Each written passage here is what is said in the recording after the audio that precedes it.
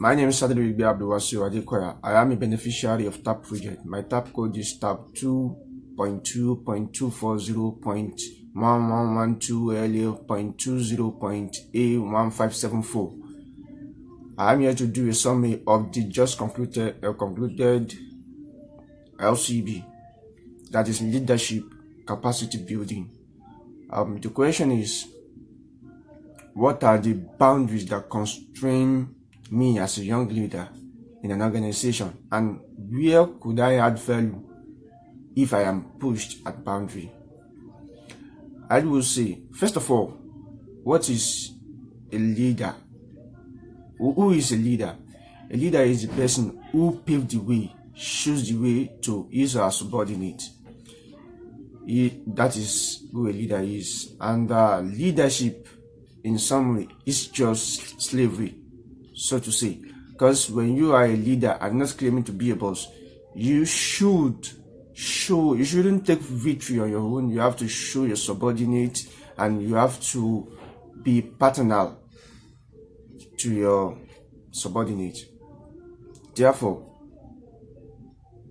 what am I constrained at work? Number one, I would say limited time frame to accomplish complex tasks. When task is enormous and complex, and a very tight time frame is being given, I will be very frustrated and I won't be comfortable, because I would really want to work very fast to accomplish the task with the limited time frame, and the quality of the task might be reduced. That is number one. The number two is limited access to tools. When there are not enough tools to get work done, when there are not enough tools to work with, when there are not tools like let's say latest computer and latest processing unit for computer to get work done, and there is no access to free and good Wi-Fi to get your work done, and other tools like that in an organization, your work get frustrated and workers get frustrated, whereby it gives them hard time in accomplishing their tasks. High supervision. I, as a young leader, I hate being thoroughly supervised. It gives me sense of it seems to me that I am not capable of the task given. I love being left alone after being trained. I love being left alone to get my tasks done. If I would need any assistance, I would come forth, but I love being left alone to get my work done. And number four is in access to good and effective training. When there is no effective training on a particular task is being given, and I'm not being trained on it, to get the work done, I might go extra mile to train myself on that particular, but the time frame given might not be met, because I would love to train myself, and I love to deliver good and quality work. So I would love to get myself trained before embarking on such tasks. I would say, if those training are not available, it is a constraint to me. And number five is lack of mentorship. When there is no mentorship is just like you relinquishing some task to your subordinate, and when the time comes, they will take over the management level. But when there is no succession planning, when there is no availability, and when there is no succession strategies, it would be hard for subordinates to mount up the management level, and it is not good enough when there is no succession planning in an organization.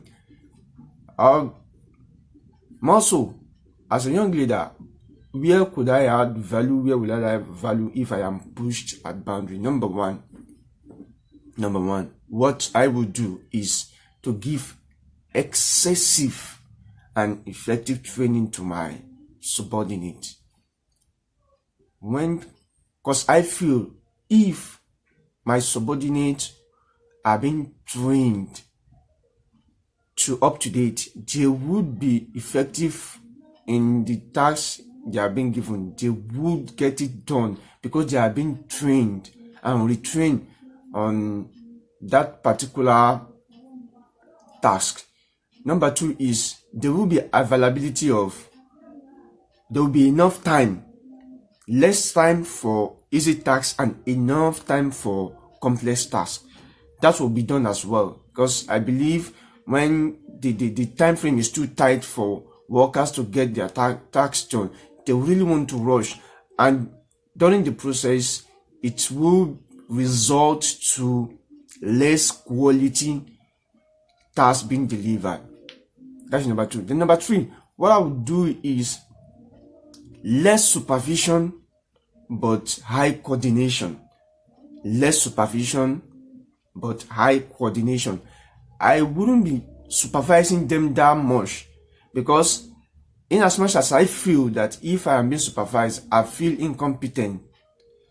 So that is what they will be feeling as well, though I will leave them to their work to get the work done. And I will coordinate them, tell them how the work and tasks should be done in a particular way, so they will feel they are not being left alone just to be doing it. And I will come in if they are having a hard time in getting tasks done. Then number four is there will be availability of tools. I will make sure there are tools to be used for a particular task will be available. And if the tools are new, they will be trained on it before they start using the tools. Because I believe with this, the employees themselves will feel okay, and they will feel they have all they needed to use to work. So they won't get bored, they won't get stressed out. More so, as a leader, I wouldn't claim victory all alone. Victories will be celebrated together, and reward that is attached to it will be shared accordingly. And the second question is about the leadership skills that best describes me as a person, and what are the methods that have I adopted in my leadership role in the organization or in the community. The leadership skills that best describes me as a person is number one, trustworthiness. I'm very trustworthy, and I trust people as well, because I believe that is very, very important. Because, for example, if you promise your subordinate that this and this will be done at a particular time, or their incentives or remuneration will be increased, and such is not being done, they are going to feel altered. That's why I know how it feels as a person, so I wouldn't do it to my subordinate. Then number two is I'm very goal driven. If a task or if a goal is being set, it has to be accomplished. There is no other way to go about it. It has to be accomplished. That's very goal driven. I have to achieve the goal, because everything is possible and anything is achievable. That is my belief. Then number three, decisiveness. I know as a good leader, you have to know when to take decisions. If your decisions will either mar or mark you and mark your organization, and if that is not done effectively, promptly, it will have an adverse effect on you as a person and on the organization at large. Then the next one is active listening. I listening very active, and I pick points from advice from my subordinates. Nobody is an island of knowledge. You need to keep asking your subordinate what could be done from your advices and from their own perspective and views. I would deduct solutions to the problems, and it will be solved. Then the second question is, what are the methods have I adopted in my respective organization or in my community? This answer is a real situation. I have worked at LCB Element Company in Ikorodu, and it has branches at Element Estate, Ibejuleki, Eleko, Ataja. So I work in both of the branches of the organization. When I got to the organization, I first studied what is happening. So I realized workers does not have a break time, and they do not have a closing time. All they have is time to resume. That is 8 o'clock in the morning. So when they resume, that's just the only time, the official time they have, which they must not go against. But they do not have break time, time to refresh, time to take naps, short time break. There is nothing like that. Long time break, there is nothing like that. There is no any closing hour. And their performance started dwindling. It has already been dwindled before I go there. But that is what the boss, or let's say the manager, the owner of the company, used to complain about. You guys are not working. You are not getting things done. Look at this. It's yet to be done. Look at that. You don't get all this one that you've got done. They are not up to standard. Why are you guys working like this? So I now remembered management method of Frederick Winslow Taylor and the human relations management method of LCB. Both, I compared both, and now realize the organization itself is using the method of Frederick Winslow Taylor's method, whereby people are seen as machine. People have no thoughts of their own. They only follow orders. They can't use their initiative. You only follow pre-laid down orders. This is has to be done, even though the